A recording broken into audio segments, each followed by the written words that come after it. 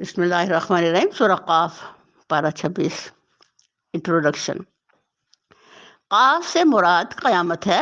یہ سورہ حضور صلی اللہ علیہ وسلم عید اور جمعہ کے خطبہ میں پڑھتے تھے۔ غفلت کی زندگی گھاٹے کی زندگی ہے، کل کی فکر اور تیاری کی تلقین کی گئی ہے۔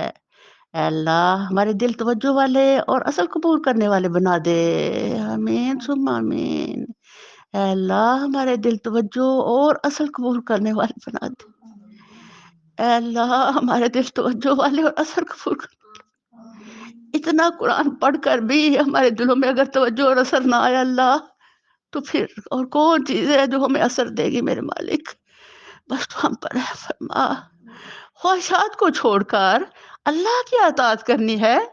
صحیح حدیث میں ہے اللہ تعالیٰ نے میری امت کے دل میں جو خیالات آئے ان سے درگزر فرمایا ہے، جب تک وہ زبان سے نہ نکالے یا عمل نہ کرے۔ حضور صلی اللہ علیہ وسلم نے فرمایا، دو فرشتے دائیں بائیں بیٹھے ہیں، وہ تمہارے اعمال لکھ رہے ہیں۔ ابن آدم کے منہ سے جو کلمہ نکلتا ہے اسے محفوظ کرنے والے فوراً محفوظ کر لیتے ہیں۔ حضرت عباس فرماتے ہیں، قاف اللہ کے ناموں میں سے ایک نام ہے۔ ہر جمعہ کے دن رسول اللہ صلی اللہ علیہ وسلم جب منبر پر تشریف لاتے تھے تو یہ سورہ پڑھا کرتے تھے۔ سورہ قاف شروع اللہ کے نام سے جو بڑا مہربان نہایت رحم کرنے والا۔ قاف قسم ہے قرآن مجید کی، بلکہ ان لوگوں کو تعجب اس بات پر ہوا کہ ایک خبردار کرنے والا خود انہی میں سے ان کے پاس آ گیا۔ اب ہم سمجھتے ہیں کہ قسم کب کھائی جاتی ہے؟ جب کسی چیز کی عظمت ہمارے پیش نظر ہو۔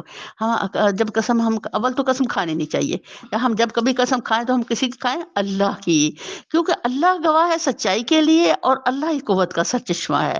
یہاں اللہ تعالیٰ آف قسم ہے قرآن مجید کی، یعنی یہ قرآن جو اللہ تعالیٰ نے آپ کو اپنے بزرگ ذات کی طرف سے بھیجا ہے، ایک سچائی اور عظیم سچائی ہونے کی تصدیق خود اللہ فرما رہے ہیں۔ پھر منکرین کہنے لگے، یہ تو عجیب بات ہے، کیا جب ہم مر جائیں گے اور خاک ہو جائیں گے تو دوبارہ اٹھائے جائیں گے؟ یہ واپسی تو عقل سے بعید ہے۔ حالانکہ زمین ان کے جسم میں سے جو کچھ کھاتی ہے وہ سب ہمارے علم میں ہے، اور ہمارے پاس ایک کتاب ہے جس میں سب کچھ محفوظ ہے۔ یہ اللہ تعالیٰ فرما رہے ہیں، یہ نظام ایسے الٹ اپ نہیں بنا دیا گیا، بلکہ باقاعدہ اس کے ایک اللہ نے لوح محفوظ تیار کیا جس کے اندر کائنات کی ہر چیز کو درج کیا گیا، اس کی تقدیریں، اس کا رزق، اس کا دنیا میں سونپا جانا، مستقرہا و مستودعہا، کہاں کہاں وہ زندگی کے دن گزارے گا، مر کر کہاں زمین میں جائے گا، ہر چیز اس کتاب میں لکھی ہوئی ہے۔ یہاں پتہ لگا کہ کائنات کا حاکم کل جو ہے اس نظام کو بڑے ڈسپلنڈ انداز سے چلا رہا ہے، بڑا ایک کنٹرولڈ ہاتھ ہے جو اس کائنات کے نظام میں سبحان اللہ کار فرما ہے۔ بلکہ ان لوگوں نے تو جس وقت حق ان کے پاس آیا اسی وقت اسے صاف جھٹلا دیا، اسی وجہ سے اب یہ الجھن میں پڑے ہوئے ہیں۔ انا للہ و انا الیہ راجعون۔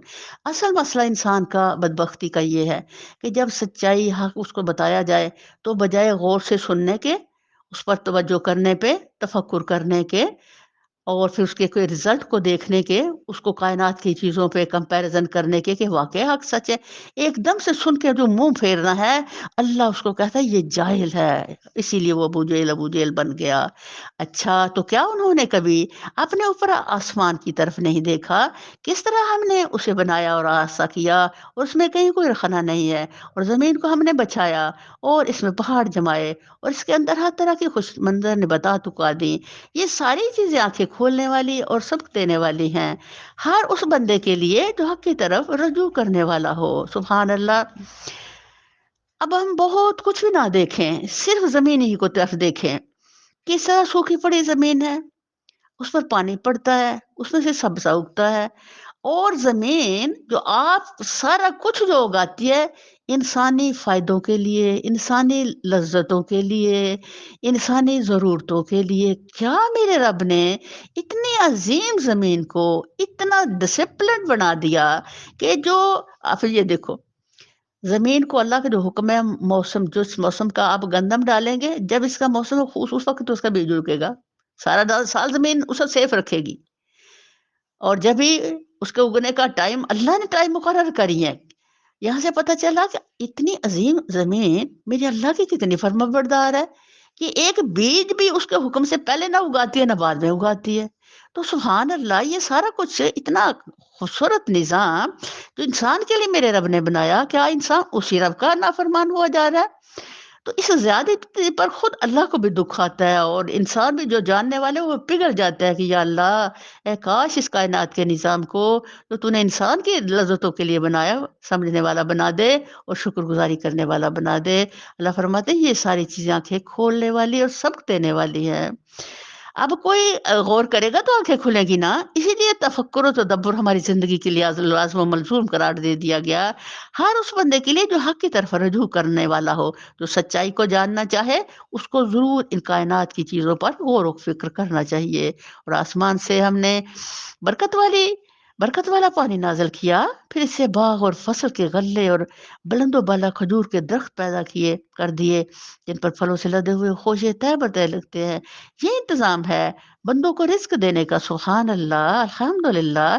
اس پانی سے ہم ایک مردہ زمین کو زندگی بخش دیتے ہیں. مرے ہوئے انسانوں کا زمین سے نکلنا بھی اسی طرح ہوگا.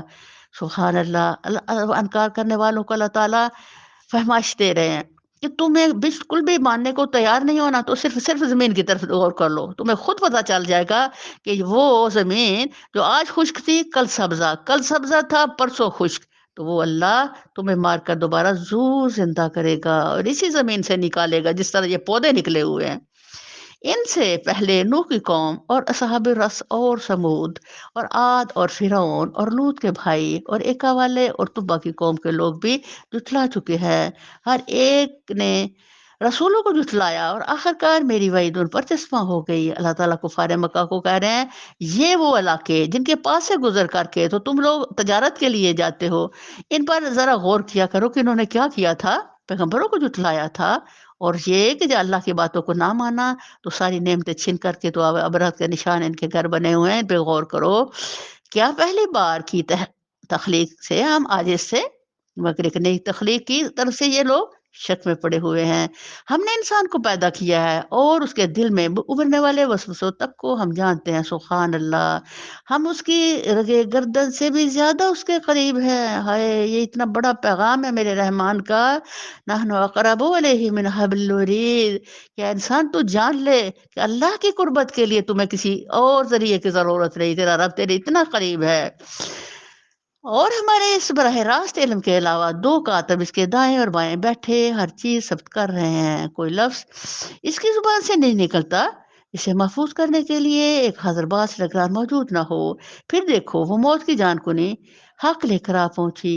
یہ وہی چیز ہے جسے تو بھاگتا تھا. ہائے. اور پھر سور پھونکا گیا. یہ ہے وہ دن جس کا تجھے خوف دلایا جاتا تھا. اے کاش اس دن سے پہلے ہر انسان جو ہے وہ اپنا پلہ پاک کر لے. ہر شخص اس حال میں آ گیا کہ اس کے ساتھ ایک ہانک کر لانے والا ہے اور ایک گواہی دینے والا. یہ دیکھو کہ یہ زندگی جو ہے ہم ایسے لاپرواہی میں نہ گزارے ہیں. کل بہت ہمارے ساتھ گواہ اللہ خود مقرر کرے گا جو بتائیں گے ہم نے زندگی میں کیا کیا. اس کے چھپ کر کے بھی اور ظاہر میں بھی ہر حال میں ہمیں تقویٰ کرنا ہے. یہ نہیں کہ ہم جب اندر بیٹھے تو ہمارے پاس جب اوٹ پٹانگ چیزیں سامنے آئے تو ہم بڑے مزے سے ان کو دیکھتے رہے، اور یہ کہ جب ہم نماز پڑھے تو پھر اللہ کے لیے پڑھ لے. نہیں، اللہ کی نماز ہمیں بتاتی ہے کہ کوئی بھی وہ چیز جو اللہ کو ناپسند ہے وہ میری آنکھوں نے نہیں دیکھنی. اور آنکھوں کا اس لیے بار بار تذکرہ ہو رہا ہے. اور کبھی میں نے کان سے بری بات نہیں سننے، میں نے قرآن سے سننا صرف کان سے، کیونکہ اللہ نے حق اسی کا کان کا رکھا ہے. تو یہ چیز اللہ تعالیٰ ہمیں اب گہرائی سے سوچنے پر آمادہ کر چکا. اینڈ آ رہا ہے ہمارے اللہ تعالیٰ کے احکامات کا ہم پر. تو اللہ تعالیٰ بڑی باریکی سے ہمارے مانج رہے ہیں، ہمارے اندر کی پاکی صفائی کر رہے ہیں، اور ہمارے دماغوں کو درست کرنے کے لیے اللہ تعالیٰ ہمیں سیدھی راہ دکھا رہے ہیں. تو سبحان اللہ. اللہ فرما رہے ہیں اور ایک گواہی دینے والا بھی ساتھ ہوگا. اس وقت میں کیسے انکار کر سکوں گی؟ اللہ تعالیٰ اس چیز کی طرف سے تو ہائے تو غفلت میں تھا، یہ ہمیں سب بھولا ہوا ہے میرے مالک، تو ہمیں معاف کر دے۔ ہم نے وہ پردہ ہٹا دیا جو تیرے آگے پڑا ہوا تھا، اور آج تیری نگاہ خوب تیز ہے۔ اس کے ساتھی نے عرض کیا، یہ جو میری سپردگی میں تھا حاضر ہے۔ حکم دیا گیا، پھینک دو جہنم میں ہر کٹے کافر کو جو حق سے ناز رکھتا تھا۔ استغفر اللہ ربی من کل ذنب، اللہم اجرنا من النار۔ ہائے، خیر کو روکنے والا اور حد سے تجاوز کرنے والا تھا، شک میں پڑا ہوا تھا اور اللہ کے ساتھ کسی دوسرے کو خدا بنائے بیٹھا تھا۔ ہائے، ڈال دو اسے سخت عذاب میں۔ اس کے ساتھی نے عرض کیا، خدا بندہ، میں نے اس کو سرکش نہیں بنایا بلکہ یہ خود ہی پرلے درجے کی گمراہی میں پڑا ہوا تھا۔ جواب میں ارشاد ہوا، میرے حضور جھگڑا نہ کرو، میں تم کو پہلے ہی انجام بس سے خبردار کر چکا تھا۔ میرے ہاں بات پٹی نہیں جاتی اور میں اپنے بندوں پر ظلم توڑنے والا نہیں ہوں۔ وہ دن جب ہم جہنم سے پوچھیں گے کیا تو بھر گئی، وہ کہے گی کیا اور کچھ ہے؟ اللہ اکبر۔ آج ہم کثرت سے اللہ جنہ من النار پڑھ لیں، کیونکہ نبی صلی اللہ علیہ وسلم نے فرمایا جو دنیا میں اللہ پڑھتا رہے گا، جب جہنم کو کہا جائے گا اسے نگل لے، تو وہ کہے گی نہیں اللہ، یہ دنیا میں مجھ سے پناہ مانگا تھا کرتا تھا، آج میں اس سے پناہ مانگتی ہوں۔ ہمارا یہ اللہ ماجرنا من النار کہنا کل ہمیں اس آگ سے بچا لے گا۔ اللہ کرے کہ ہم کثرت سے اس کلمے کو پڑھے اور اپنی زندگی کا لازم و ملزوم حصہ بنا لیں۔ کم از کم صبح شام ساتھ ساتھ ضرور پڑھ لیا کرے، تک یہ جو ہولناک لمحہ آنے والا ہے اس سے پہلے ہمارے پاس کچھ زیادہ بن جائے۔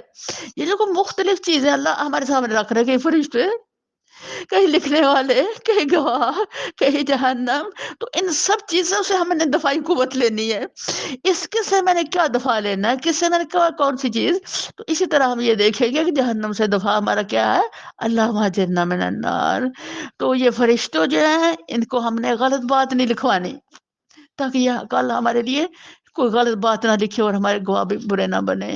اور جنت متقین کے قریب لے آئی جائے گی، کچھ بھی دور نہ ہوگی، ارشاد ہوگا یہ ہے وہ چیز جس کا تم سے وعدہ کیا جاتا تھا، ہر اس شخص کے لیے جو بہت رجوع کرنے والا ہو۔ اللہ ہمیں بہت رجوع کرنے والا بنا دے میرے اللہ، اور اللہ ماجلنا میں ہمیں بھی لوگوں میں شامل کر لے میرے اللہ۔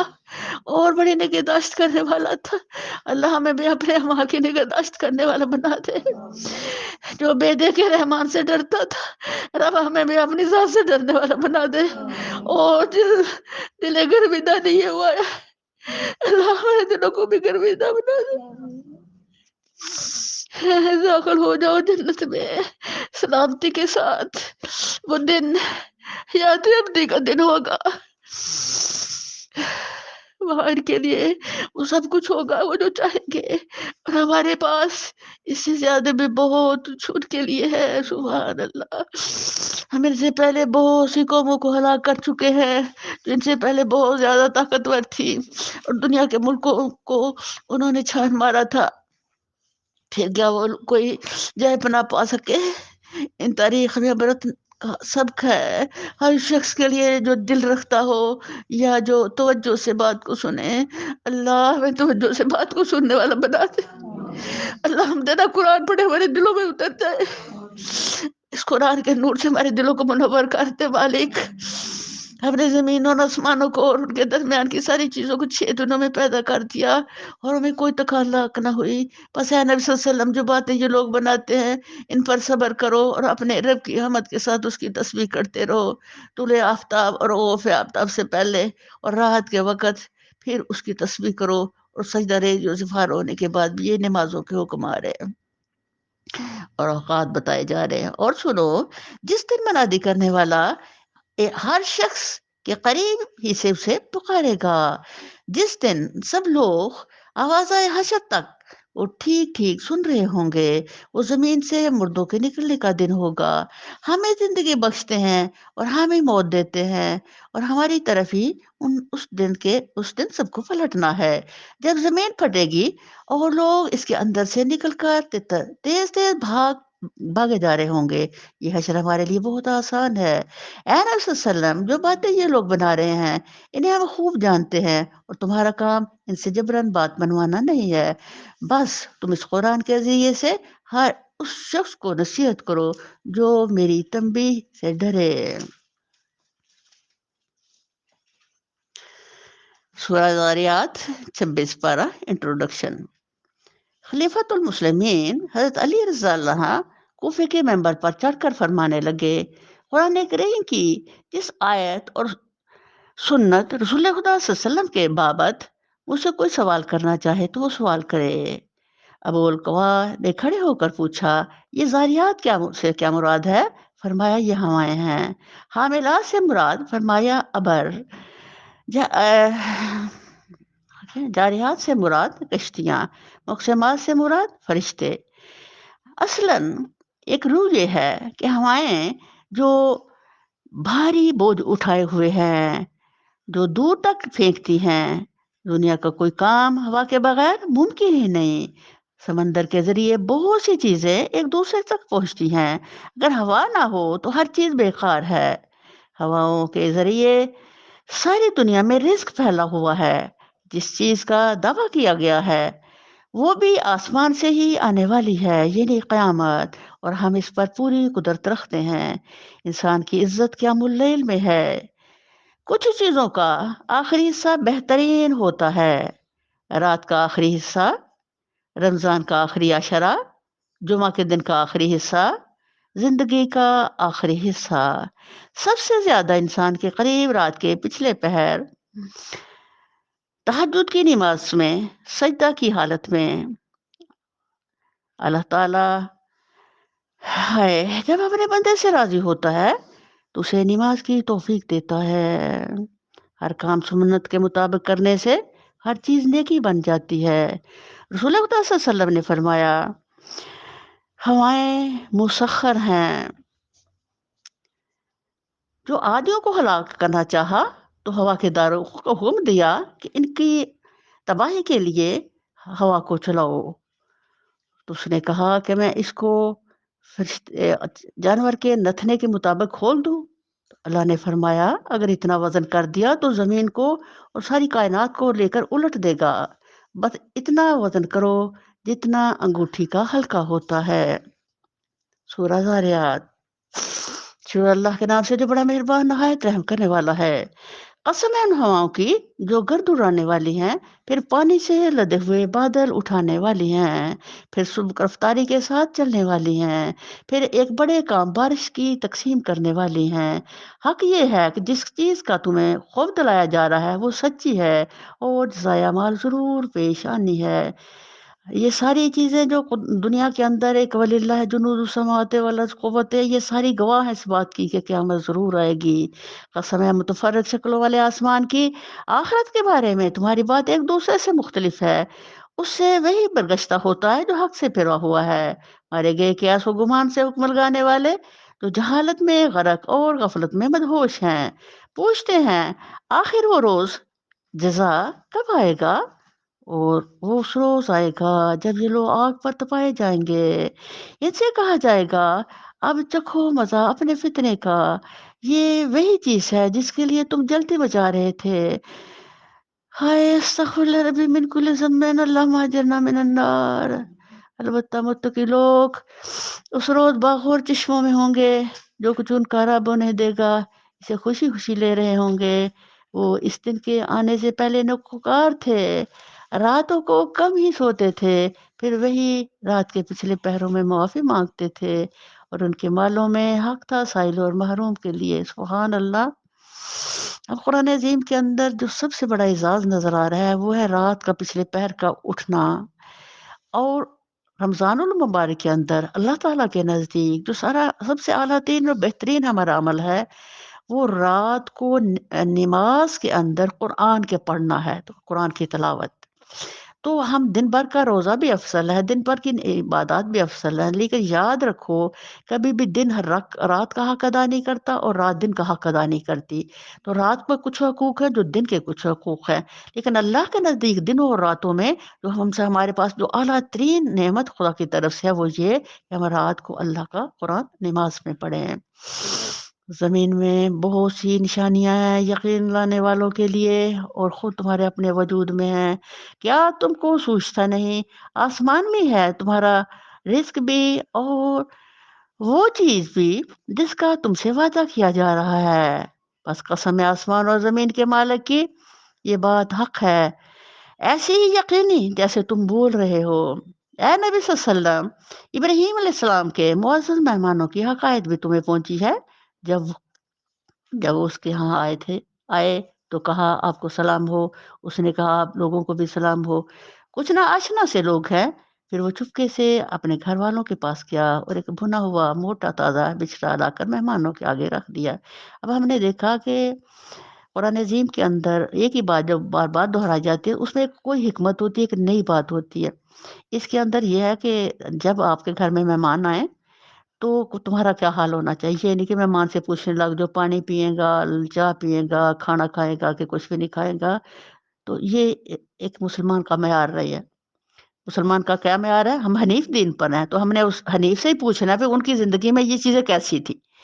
انہوں نے جو مہمانوں کے پاس بیٹھے ہوئے ہیں تو یہ نہیں کیا کہ گھر والوں کو آواز دیں بھئی یہ نالی کھانا تیار کرو، نہیں ایسا اشارہ تک نہیں کیا، یہ دیکھیں تاکہ مہمان محسوس نہ کریں، حالانکہ مہمان تو فرشتے تھے لیکن ان کو تو نہیں پتا تھا نا۔ اشارہ قرآن بتا رہا ہے، اشارہ تک نہیں کیا بلکہ بڑے ان کو خبر بھی نہیں ہونے دی ان میں سے اٹھ کے باہر جاتے ہیں اور جا کے کس طرح اپنی بیوی کو اشارے سے کہتے ہیں کہ ان کے لیے کھانا تیار کرو، اور کھانا بھی کوئی ہماری طرح دال مسر تو نہیں پکائی تھی، موٹا تاڑا بچڑا پکڑا تھا بھائی، سبحان اللہ۔ تو یہ دیکھو کیا لوگ تھے، کیا شان تھے ان کے اور کیا کام تھے ان کے۔ تو انہوں نے موٹا تاڑا بچڑا پکا کر کے تو مہمانوں کے آگے لا کے رکھ دیا اور مہمانوں کو خبر تک نہیں ہے۔ اس لیے یہاں سے پتہ چلا جو بھی ہمارے پاس چیز ہو الحمدللہ ہو بھی اچھی، یہ نہیں کہ جو رہی کھئی چیز وہ مہمان کے آگے رکھ دو، اور بہترین چیز لا کے مہمان کے آگے رکھو اور آنے والے کا تکلف استقبال کرو اور اس کو اللہ کی رحمت سمجھو مہمان کو۔ اور یہ ایک نبی صلی اللہ علیہ وسلم کا طریقہ یہ تھا، جو بھی کچھ گھر میں ہوتا وہ لا کے مہمان کے آگے رکھ دیتے اور فرماتے کھاؤ اور کھاؤ اور کھاؤ، سبحان اللہ۔ یعنی کم از کم 3 دفعہ حضور ضرور مہمان کو کہتے ہیں اور کھاؤ اور کھاؤ اور کھاؤ۔ تو اس طرح یہ آداب ہمیں یہاں کھانے کے آداب میں یہ حوالہ یہاں آ رہا ہے۔ اس نے کہا آپ حضرات کھاتے نہیں؟ پھر وہ اپنے دل میں ان سے ڈرا، انہوں نے کہا کیونکہ کتاب یہ تھا اگر کوئی آپ کا کھانے کی طرف ہاتھ بڑھاتا تو وہ آپ کا دوست ہوتا، مہمان ہوتا، تو اگر نہ بڑھاتا تو وہ دشمن ہوتا، تو اس لیے دونوں ہاتھ نہیں بڑھائے تو انہوں نے سمجھے یہ تو میرے دشمن میرے گھر میں آئے جہاں سے گھبراہٹ آئی۔ تو یہ اتنا عظیم انسان جہاں سبحان اللہ، اس کو بھی غیب کا علم نہیں تھا بھیا، اتنا علم تھا جتنا اللہ نے دیا تھا۔ انہوں نے کہا ڈریے نہیں، اور اسے ایک ذی علم لڑکے کی پیدائش کا مسئلہ سنایا۔ یہ سن کر اس کی بیوی چیختی ہوئی آگے بڑھی اور اس نے اپنا منہ لپیٹ لیا اور کہنے لگی بوڑھی بھانج، انہوں نے کہا یہی کچھ فرمایا ہے تیرے رب نے، وہ حکیم اور سب کچھ جانتا ہے۔ اب سبحان اللہ بے وقت کوئی اللہ کی طرف سے ہر چیز وقتی ہے، لیکن ہم سمجھتے ہیں نا بڑھاپا اور کمزور حالت میں جب وہ کہے کہ تیرے اولاد ہونے والی تو بندے کو ایسے ہی شرم آ جاتی ہے۔ تو کچھ ایسے احساسات تھے جن کے تحت انہوں نے ایسے کیا، لیکن الحمدللہ جب اللہ تعالیٰ نے ساری نعمتیں ان کو لوٹا دیں، یعنی جوانی بھی دے دی، وہ جوانی والے اثرات بھی دے دیے، اور پھر اللہ نے بیٹا بھی دیا، اور پھر اتنی مہلت زندگی دی کہ انہیں اپنے بچے کی ساری خوشیاں دیکھیں۔ یہاں سے پتہ چلتا ہے کہ اللہ تعالیٰ کی طرف سے سب کچھ ممکن ہے، اگر ٹائم یا نئی ٹائم یا ہمارے نزدیک چیز یہ کمزوریاں ہیں، میرے اللہ کے نزدیک ہر چیز بر وقت ہے۔ الحمدللہ وما علینا الا البلاغ۔